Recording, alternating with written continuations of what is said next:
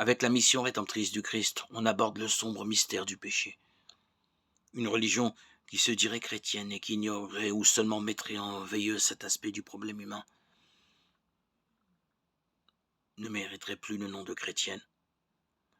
L'attention générale à la suite des grands bouleversements et des grands brassages humains de ces derniers siècles s'est débarrassée en matière morale du point de vue individuel en faveur du point de vue social. On est devenu plus sensible au péché du monde qu'à ses propres péchés. Pour être fidèle à sa foi, nous ne pouvons dissocier nos deux faces de l'existence humaine. Et elles doivent être présentes toutes les deux à tous. Et l'on peut même dire que les perspectives du péché collectif qui s'imposent aujourd'hui sous d'autres formes ne font que remettre en lumière un point de foi, dont l'obscurité ne permet pas de contester la certitude, celui que la tradition désigne sous le nom de péché originel. Pour permettre d'entrer dans le mystère du Christ, dont l'obéissance et le sacrifice ont valu à toute humanité l'accès au pardon et à la justification, l'apôtre Paul a évoqué le personnage de la Genèse, dont la faute a été funeste pour toute la descendance des hommes, celui que le récit primitif désigne du nom d'Adam.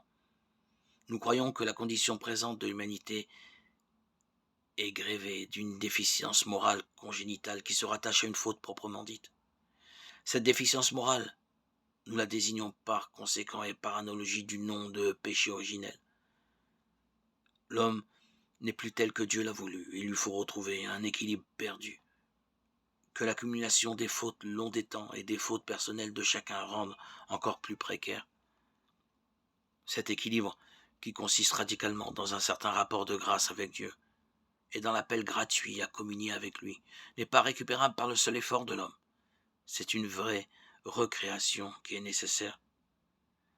Et ici s'inscrit l'événement rédempteur. C'est bien dans le Christ et par lui que le redressement est possible. C'est bien le Christ qui retournera vers Dieu le visage humain, désormais courbé vers la terre,